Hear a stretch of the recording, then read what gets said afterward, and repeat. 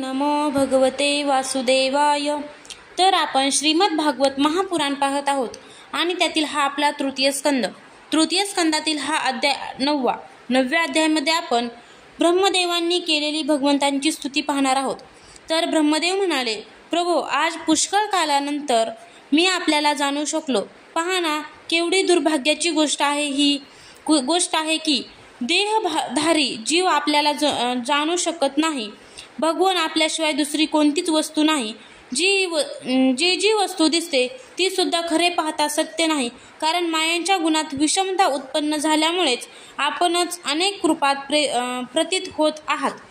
देवाधिदेवा आपल्याच चित्तशक्तीने प्रकाशित असल्याकारणाने आपल्यापासून अज्ञान नेहमीच दूर राहते. ज्यांच्या नाभिकमलापासून मी प्रकट झालो ते आपले रूप शेकडो अवतारांचे मूळ कारण आहे. सत्पुरुषावर कृपा करण्यासाठीच आपण हे प्रथम प्रकट केले आहे. परमात्मन आपले जे आनंद रूप भेदरहित व अखंड तेजोमय स्वरूप आहे ते मी या रूपाहून वेगळे समजत नाही. आपण विश्वाची रचना करणारे असूनही विश्वातील व अद्वितीय आहात. भूतमात्र आणि इंद्रिये यांचे कारणही आपणच आहात. मी आपल्याला शरण आलो आहे. हे विश्व कल्याणमय देवा, मी आपला उपासक आहे. माझ्या हितासाठीच आपण मला ध्यानात आपले हे रूप दाखविले.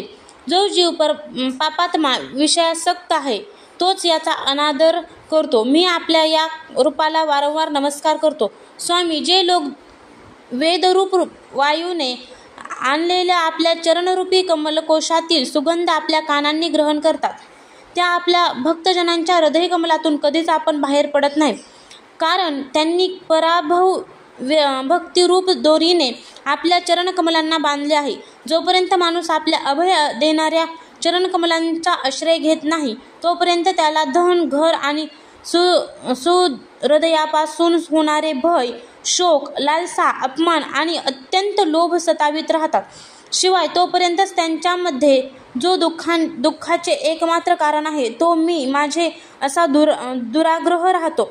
सर्व प्रकारच्या अमंगल गोष्टी नष्ट करणारे आपले श्रवण कीर्तनादी प्रसंग यांच्यापासून इंद्रियांना दूर ठेवून किंचित विषय सुखासाठी दीन आणि लोभाने मनोमन लाचार होऊन नेहमी दुष्कर्मात गळून जातात. अशा बिचाऱ्या लोकांची बुद्धी देवाने हिरावून घेतलेली असते. हे अच्युता, हे उरु क्रमा, या प्रजेला तहान, भूक, वात, पित्त, कफ, सर्दी, उष्णता, हवा आणि पाऊस अशा परस्पर भिन्न तसेच कामाग्नी आणि सहन न होण्यासारख्या क्रोधामुळे जे कष्ट सोसावे लागतात ते पाहून माझे मन फारच खिन्न होत आहे. स्वामी, जोपर्यंत मनुष्य इंद्रिय आणि विषयरूप मायेच्या प्रभावाने स्वतःला तुमच्यापासून वेगळा समजतो तोपर्यंत त्याची या संसार चक्रातून सुटका होत नाही. हा संसार जरी खोटा आहे तथापि कर्म, फलभोग याद्वाराच भोगावे लागत असल्याने ते त्याला अनेक दुःखात लोटतात. देवादिदेवा, साक्षात मुनीसुद्धा जर आपल्या कथा कीर्तनांना विन्मुख झाले तर त्यांनाही संसारात अडकावे लागते. ते दिवसा अनेक प्रकारच्या कामकाजात राहिल्याने त्यांचे चित्त विचलित होते. रात्री ते झोपेत अचेतनासारखे पडून राहतात. त्यावेळी निरनिराळे मनोरथ केल्यामुळे क्षणाक्षणाला त्यांची झोप उडते आणि दैवयोगाने अर्थ सिद्धीचे त्यांचे सर्व उद्योगही विफल होतात. नाथ, केवळ आपले गुणगान ऐकल्यानेच आपल्याला मार्ग कळतो. आपण निश्चितच माणसाने केलेल्या भक्तियोगाने शुद्ध झालेल्या हृदयकमलात निवास करता. हे पुण्यश्लोक प्रभो, आपले भक्त ज्या भावनेने आपले चिंतन करतात त्या साधू पुरुषावर कृपा करण्यासाठी आपण तेच रूप धारण करता. भगवान, आपण एक आहात, तसेच सर्व प्राण्यांच्या अंतःकरणात राहणारे त्यांचे परमहितकारी असे अंतरात्मा आहात. म्हणून जरी देवतांनी आपल्या हृदयात निरनिराळ्या प्रकारच्या कामना ठेवून हर तऱ्हेच्या भरपूर सामग्रींनी आपले पूजन केले तरीसुद्धा आपण तितके प्रसन्न होत नाही जितके सर्व प्राण्यांवर दया केल्याने प्रसन्न होता.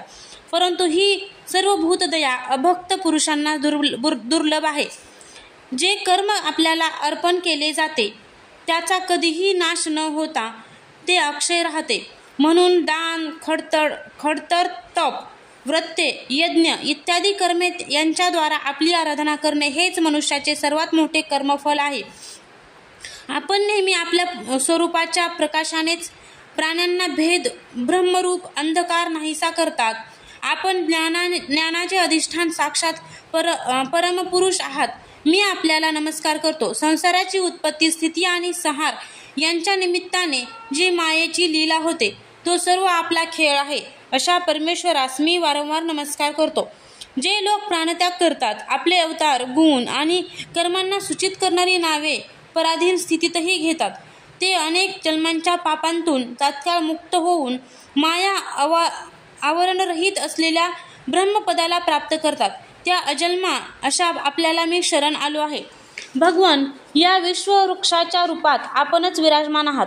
आपणच आपल्या मूळ प्रकृतीचा स्वीकार करून जगाची उत्पत्ती, स्थिती आणि लय करण्यासाठी मी, आपण आणि महादेव अशा 3 प्रमुख रूपात विभक्त झाला आहात आणि पुन्हा प्रजापती, मनू इत्यादी शाखा उपशाखांच्या रूपात विस्तार पावला आहात.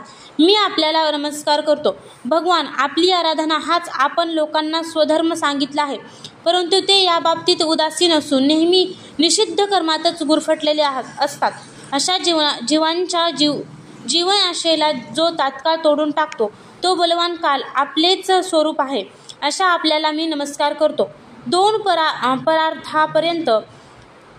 परार्थापर्यंत राहणारा आणि सर्वांना वंदनीय असा सत्य लोकाचा मी अधिष्ठाता असलो तरी मी कालाला भीतो. आपली प्राप्ती करून घेण्यासाठी मी पुष्कळ काळपर्यंत तपश्चर्या केली. अधियज्ञ रूपाने त्या तपाचे साक्षीदार असणाऱ्या आपल्याला मी नमस्कार करतो.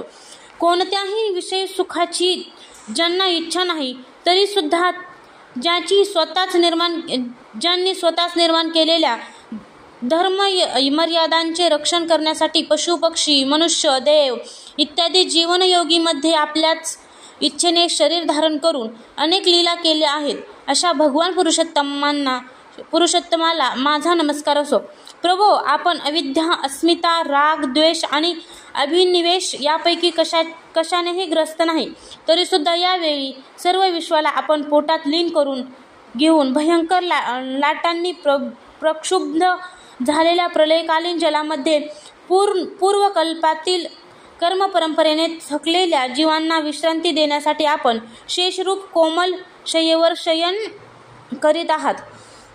हे स्तुत्य असणाऱ्या भगवान, आपल्या नाभिकमलरूप घरात माझा जन्म झाला आहे. हे संपूर्ण विश्व आपल्या पोटात सामावले आहे. आपल्या कृपेने मी त्रैलोक्याची रचना करण्याच्या उपकाराला समर्थ झालो आहे. यावेळी आपली योग निद्रा समाप्त झाली असल्या कारणाने आपले नेत्र कमल उघडू लागले आहेत. अशा आपणास माझा नमस्कार असो. आपण संपूर्ण जगाचे एकमात्र सहृदय आणि आत्मा आहात. तसेच शरणागतावर कृपा करणारे आहात. आपल्या ज्या ज्ञान आणि ऐश्वर्याने आपण या विश्वाला आनंदित करीत आहात त्यानेच माझ्या बुद्धीलाही युक्त करावे.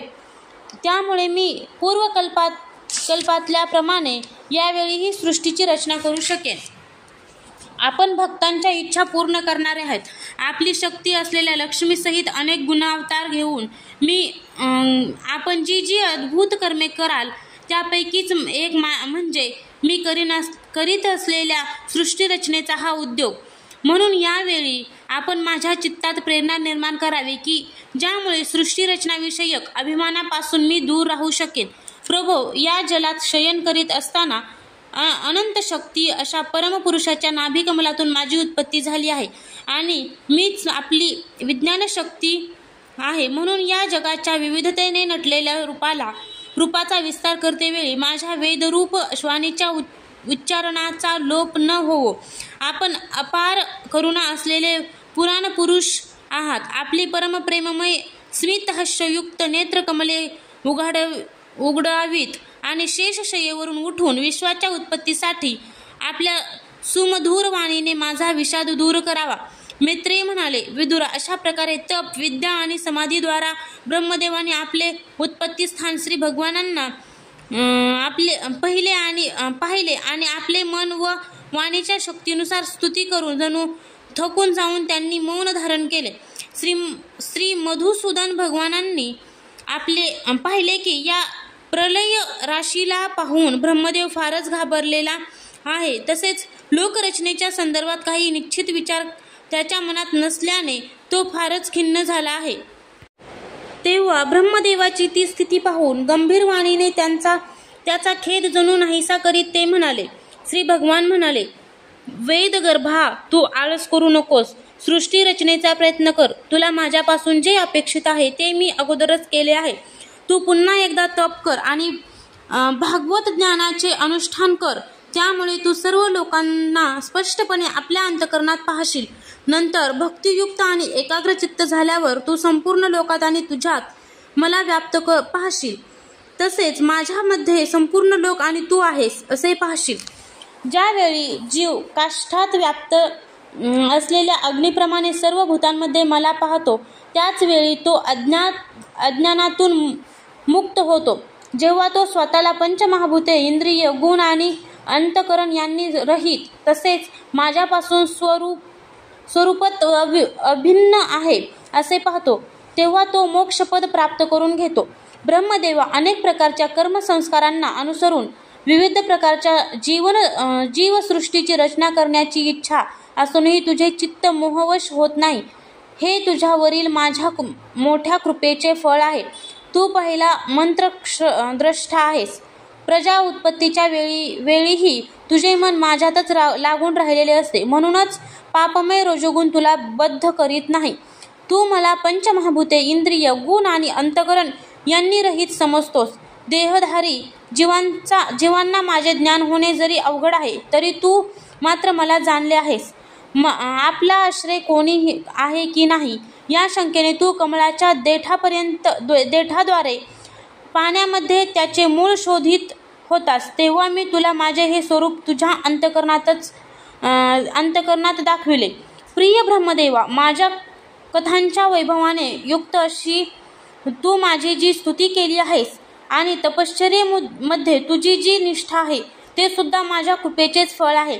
लोकरचनेच्या इच्छेने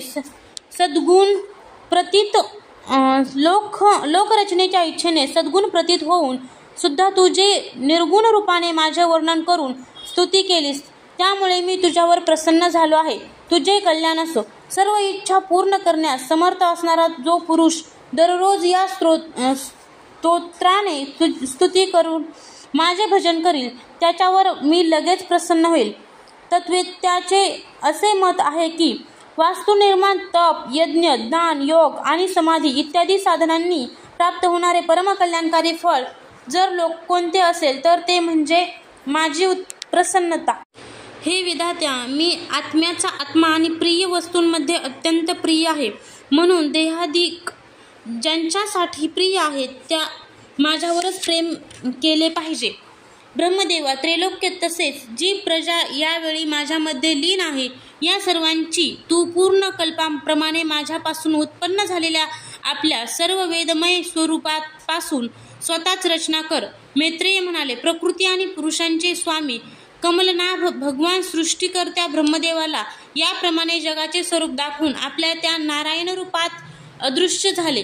अध्याय 9 समाप्त.